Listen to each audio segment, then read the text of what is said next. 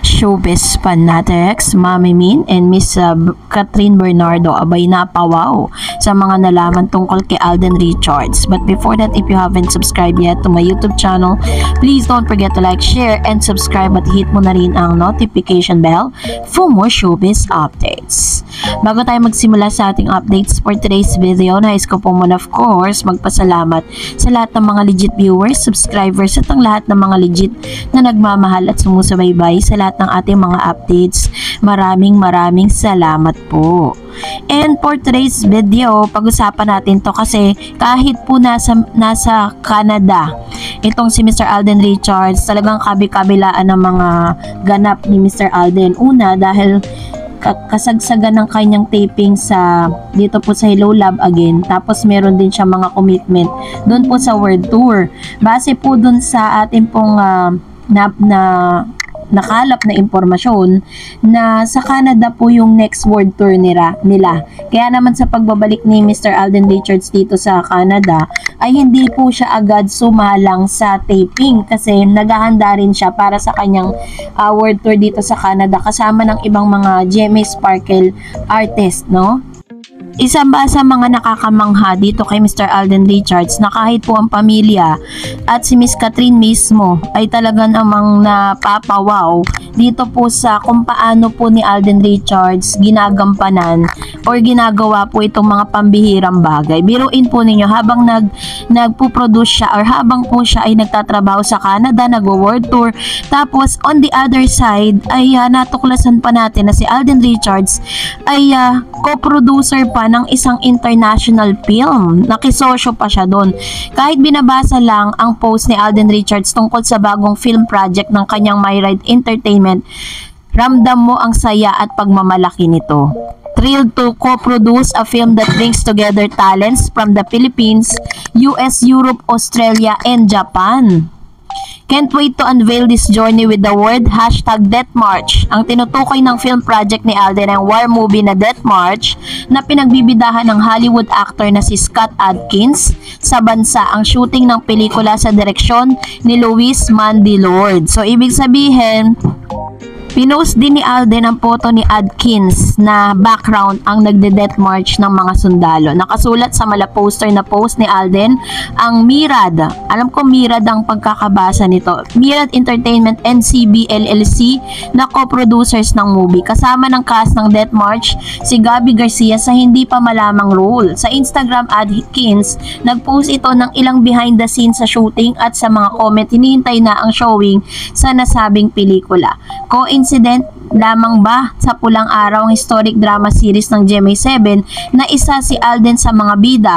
May Death March scene rin, isa ang nasabing eksena sa inaabangan na sumusubaybay sa series para raw makita nila ang mga nababasa lang nila sa mga libro at napapanood sa documentary at war movies. And speaking of Alden, nasa Canada pa siya para sa shooting ng movie nila ni Catherine Bernardo na Hello Love Again, na sumesegue siya sa show nila Bubay sa Canada.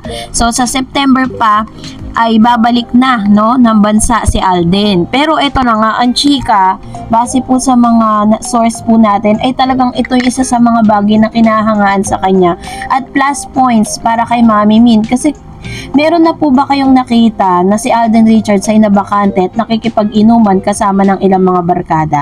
Parang sa tinagal-tagal ko po na nagsosoko sa buhay ni Alden. Kasi from the start, si Alden talaga yung isa sa mga sinusoko ko. Tapos po talagang gumagawa ko ng mga pag-aaral patungkol sa kanya. Pero never ko pong nakita si Alden na nakikipag-inuman, puro pasarap, ganun. Pero ang nasa isip kasi ni Alden, puro negosyo. Tapos po talagang totoo yung sinabi na gusto talaga niya yung parang nagpapayaman, nag-iipon, nag-i-invest, puro ganon, 'di ba? At yun po ay talagang magandang senyales na ayoko naman po talaga, I don't want to compare, kasi parang pangit kasi na i-compare si Alden Richards doon po sa dating nakasama ni Miss Catherine na nakikita natin ngayon. Maybe meron din sariling buhay si Mr. yung kanyang ex-boyfriend noon, 'di ba? Na maaaring may mga negosyo rin siya na hindi lang din kasi siguro ganon ka tindi yung pag-flex, pero kay Alden kasi very evident lahat yung kanyang mirad na na ano po, na kumpanya. Tapos very evident din po yung kanyang mga binutulungan, yung kanyang mga charitable institution. Tapos po yung mga negosyo niya talaga, katulad po ng isang food chain, 'di ba? Dumadami po siya. So ganun katindi kung paano po ini-spend ni Mr. Alden. Kumbaga parang yung kanyang ginagawa is preparation para dun sa future. Bago man lamang siya lumagay sa tahimik, maayos na ang buhay ng kanyang pamilya. He make it a point na talagang hindi na sila magugutom sa lahat ng kanyang mga effort na ginawa. Kaya naman saludo talaga ako sa isang Alden. And if I were given a chance na to choose kung sino talaga yung mas karapat dapat at deserving ni Miss Catherine, walang iba kundi si Alden Richards. So kayo po, ano pong saloobin ninyo patungkol dito? Comment down below. At ngayon, dahil mahalaga kayo sa akin, narito naman ang ilan sa mga komentong napili natin mula naman sa mga legit viewers and subscribers po natin dito po sa ating channel. So, unahin natin ang sinabi po ni Miss Coco Channel. Sabi niya, "Hello Dar Eds, don't worry about bashers. They have to earn money for a living. Good or bad publicity still or is publicity. So, let's pray for more bashers to create more noise. It helped for our idols' popularity and more. Bashing is better para always pag-usapan ang cut din and always on top of the ladder. God bless to all bashers." True po yan. Sabi po ng ilang mga artists and content creators, the more bashers, the more chances of winning. Kasi kumbaga parang itong mga bashers na to, ito pa yung mga nagpo-post, ito pa yung mga nagre-share ng mga videos about them, tapos yun nga lang may pambabash na nagaganap. Pero anyways, pasalamatan na lang natin tong mga taong ito kasi nakakatulong din sila to promote, 'di ba, Mr. Alden and Miss Catherine Bernardo. Kasi kahit ano naman sabihin ng bashers, hindi naman po mababago nila kung ano man yung pagkatao ng isang tao eh.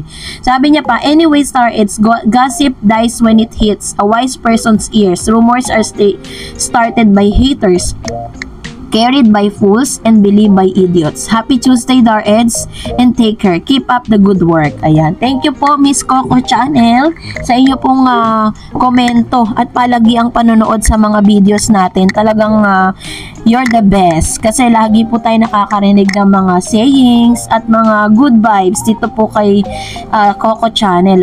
So, i-check ko nga yung channel niya para makapag-subscribe ako dyan.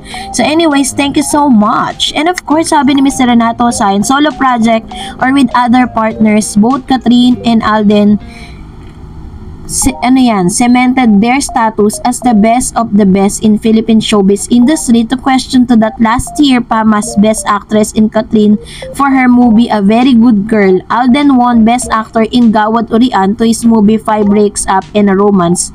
So proven na both Catherine and Alden, both a lister, actor and actress in their respective network. Pareho exclusive contract. Kung meron ipareha sa kanila iba actor and actress, susunod yan sa utos ng network. Pareho professional sa craft nila. Wala silang magawa kundi sundin at pagbutihin ang trabaho nila. Ang magawa lang natin na sana maging successful ang bawat projects nila regardless who's the partner, which is very very true, 'di ba? Ganyan talaga ang mga artista eh. Hindi mo talaga pwedeng pigilan kung sino po yung pwedeng i-partner sa kanila, lalo na't mga superstar sila, lalo na't malalaki silang artista. So possible talaga na maipa-partner sila sa iba't ibang mga love team. So tayo po mga supporters is dapat alam natin kung ano yung real sa reels, diba? So yun po yung pwede natin gawin, at the only thing that we can do for them is to support them kahit sino pa kasama nila, 'di ba? Kasi alam naman natin kung sino ang totoo. And sabi po ni Miss Mary Shane Limpin, cut din lang kasi malakas talaga buong mundo na kaya maraming inggit. Kaya nga, 'di ba, sabi inggit, pag inggit pikit. Sabi ni Ma'am Shinorma, cut din, I love you forever. Yan, thank you so much po sa inyong mga komento, and that's it for today. For more videos and updates, please don't forget to like and subscribe, and please don't forget to follow my Facebook page, Dar Eds TV. God bless everyone!